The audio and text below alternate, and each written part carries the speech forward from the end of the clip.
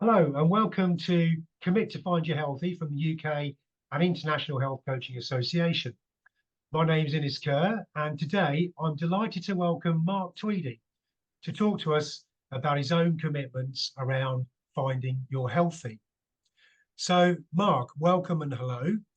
And we have a wide-ranging audience. So for those listening who maybe don't know who you are, aren't familiar with you or your work, maybe you could just start by telling us a little bit about you and what your role is at Brimhams Active. Thanks, Ines, and thanks for having me. This is a wonderful opportunity to be part of something that I'm very passionate about. So I've worked for kind of many years in the sport, physical activity, kind of leisure health sector. And that's been a real privilege because it's something that I care a lot about, very passionate about. So the privilege, of course, is getting paid for something that you enjoy. So, it's been fantastic. I started out as a PE teacher, funny enough, for 6 or 7 years, which is a real passion. And then I moved into a job supporting the Manchester Wealth Games. That's 20 odd years ago now. Intended to go back into teaching, but one thing led to another, and he ended up working for a local council in sports development, and then got into education, combined with sports development. And then one thing led to another, and he ended up managing leisure organizations. And I've done that for the last kind of 13, 14 years at a kind of MD CEO level. My current role is I'm managing director of Brimhams Active, and I've been here for about 3 years now. And again, to be able to set up a brand new company on behalf of Harrogate Borough Council. So Harrogate Borough Council owned the company, but since its inception, Harrogate Borough Council has discontinued, and we're now part of a wider partnership under North Yorkshire Council. So we're one of their trading companies. And Harrogate had a vision that it wanted its leisure services to move from a conventional approach of just supplying swimming lessons and gym activities and sports into, well, let's look at the outcomes we can deliver in communities, and let's have a health and well-being focus from these lovely assets. And actually, to help that, they said we're going to invest nearly £50 million in terms of renovating and building new facilities. So, and we want someone to run the company. So I was brought in to run the company, huge privilege, and a lot of accountability there and a lot of expectations to meet.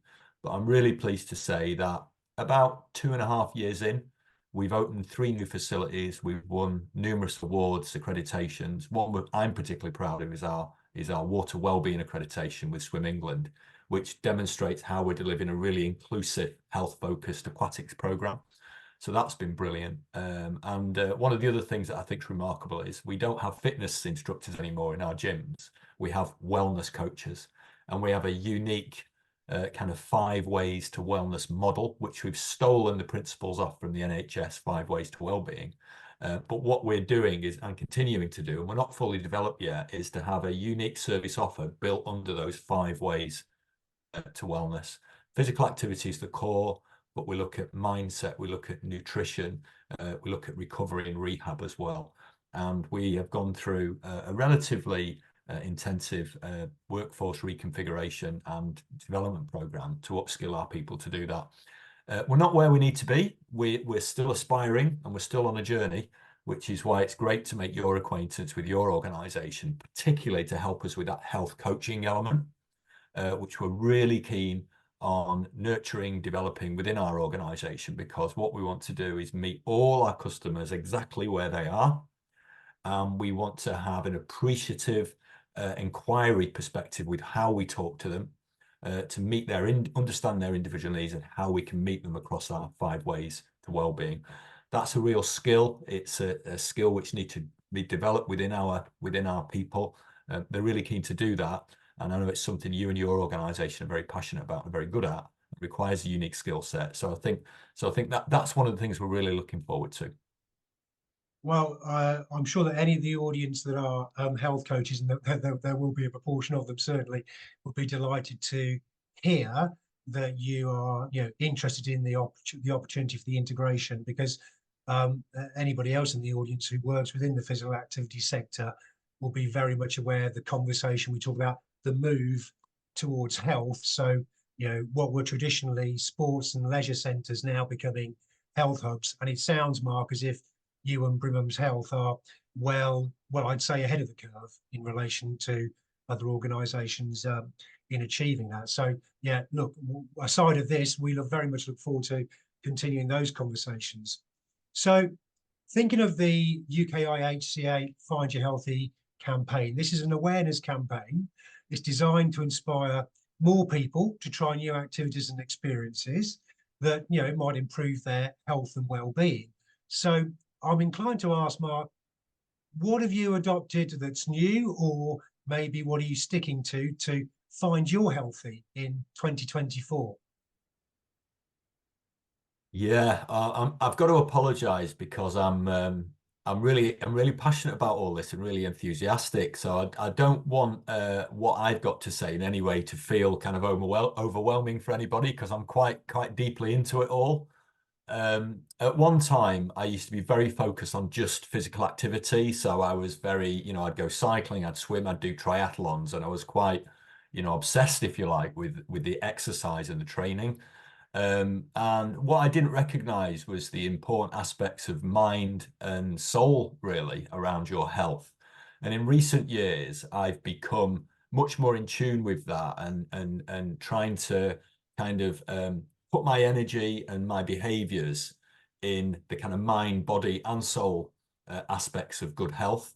So my physical activity is taken care of. It always will be. I like to swim, I cycle, I walk. I like to get out in green spaces, but particularly kind of the mind and soul stuff. So I do read a lot more, and my goal for this year is to read even more and more regularly, you know, on a daily basis, and really kind of boost my personal development and wider perspective of the world, and try to pick up books that I wouldn't feel that I want to pick up, just to try and broaden that perspective, and not, you know, because you can be quite narrow and think, well, actually, I'd like that, I'd not like that. Just try and step out of my comfort zone with my reading.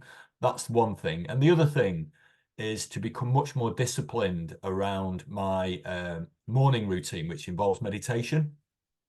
And I've been doing this for a few years now, but it's relatively hit and miss. And it's the first thing that I tend to ignore if I'm busy. I've got to get to work earlier, or morning meeting, I've got to travel. And it's trying to make space to make sure I do that on a daily basis. And just in really to maximize the benefits from that meditation by in the right frame of mind before it, really giving it my full attention during the experience. So those are my key things really for this year.